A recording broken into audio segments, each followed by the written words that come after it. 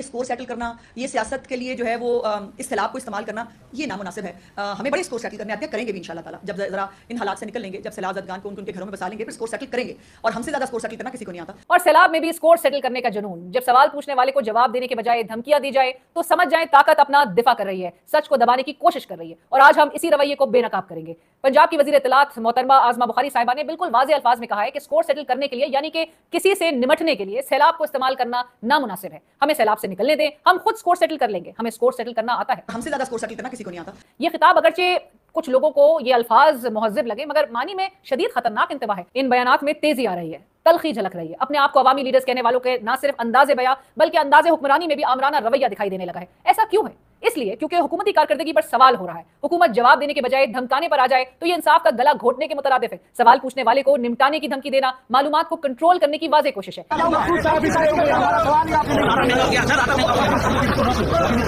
جب سوال کا جواب نہیں دیا جاتا تو وہ خود ایک جواب ہے۔ جواب یہ کہ کچھ ایسے معاملات ہیں جن کی روشنی نہیں دی جانی چاہیے، الٹا ہم سکور سیٹل کریں گے جیسی دھمکی دینے پر اتر آنا۔ مزید سکور سیٹل کرنے کی ضرورت نہیں ہے، پہلے ہی کافی سکور آپ سیٹل کر چکے ہیں، جس کی وجہ سے پاکستان ان سیٹل ہو چکا ہے۔ اگر عوام بھی سکور سیٹل کرنے پر آ جائے یا نمٹانے کے نام پر کھڑی ہو جائے تو تاریخ گواہ ہے، اس کے بعد گنتی مشکل ہو جاتی ہے۔ 8 فروری سے لے کر اب تک کے ایونٹس کا حساب مانگنا عوام کا حق بنتا ہے، مگر پھر سوال یہ ہے کہ حکمرانوں کا جواب کیا ہوگا؟ خطے کے حالات بتا رہے ہیں کہ اگر عوام اپنے حقوق کے لیے بیدار ہو جائے تو لیڈرز کے ملک چھوڑنے یا اقتدار سے کنارہ کش ہونے میں صرف چند منٹ لگتے ہیں۔ کیا ہم بھی اسی راہ پر جا رہے ہیں؟ اگر سوال پوچھنے والوں کو خاموش کیا گیا تو یہی وہ راستہ ہے جس پر حکومتوں کا خاتمہ آہستہ آہستہ ہوتا ہے۔ ذاتی انتقام، ایگو بیسڈ پالیسی جب سرکاری طاقت کے ساتھ مل جاتی ہے تو نتیجہ صرف ایک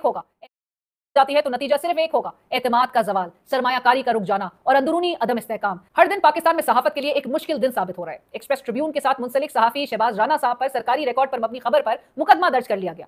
جب خبر سرکاری ریکارڈ پر مبنی ہو اور پھر بھی صحافی کو عدالتوں اور مقدمات میں گھسیٹا جائے تو کیا یہ آزادی صحافت ہے یا پھر یہ صحافت کو پابند سلاسل کرنے کی ایک کوشش؟ یہ کوئی پہلی مثال نہیں، شہید ارشد شریف صاحب کے خلاف بھی اسی طرح کے حربے استعمال کیے گئے، ملک چھوڑنے پر مجبور کیا گیا، دیگر کریڈیبل صحافیوں کو بھی نشانہ بنایا گیا، ان کے اکاؤنٹس فریز کیے گئے، ان کے لیے روزگار اور پیشہ ورانہ آزادی کو چیلنج بنا دیا گیا۔ اگر حکومت اپنے خلاف یا ریاستی اداروں پر مبنی تنقیدی رپورٹنگ پر مقدمات درج کرنے لگے تو یہ ہمیں کیا بتا رہا ہے؟ یہی کہ سچ بولنے کی ہمت آج بھی اتنی ہی بھاری ہے جتنی آمریت کے دور میں ہوا کرتی تھی، جو آمرانہ ادوار میں نظر آتے تھے۔ یہ مقدمات ہمیں بتاتے ہیں کہ اصل لڑائی اب صرف سیاستدانوں کی نہیں رہی بلکہ یہ عوام کے حق جاننے کی لڑائی ہے۔ سوال یہ ہے کہ ملک میں جب صحافی ہی صحافت کرنے کے لیے آزاد نہ ہو تو عوام تک پہنچنے والی خبر کتنی آزاد ہوگی؟ لیکن ہم سوال کریں گے، ہم ریکارڈ مانگیں گے، ہم جمہوری طریقوں کا استعمال کریں گے، شور نہیں، قانون کے دائرے میں رہ کر، حق معلومات مانگ کر اور حساب طلب کر کے۔ حکمران یاد رکھیں کہ عوام کی آنکھیں بند نہیں کی جا سکتی، زور آزمائی سے ڈھکی چھپی غلطیاں دیر یا جلد روشنی میں آئیں گی۔ اگر آپ سوچ رہے ہیں کہ دھمکیاں، بندشیں اور ہم سکور سیٹل کریں گے جیسے بیانات آپ کو تحفظ دیں گے تو آپ بھول رہے ہیں کہ تاریخ کا حساب دیر سے ہی صحیح مگر یقینی ہوتا ہے۔ عوام، میڈیا، صحافی، یہ سب نظام کے آئینہ ہیں۔ آئینے میں اگر آپ کی شکل بدنما دکھائی دے رہی ہے تو آئینہ مت توڑیں،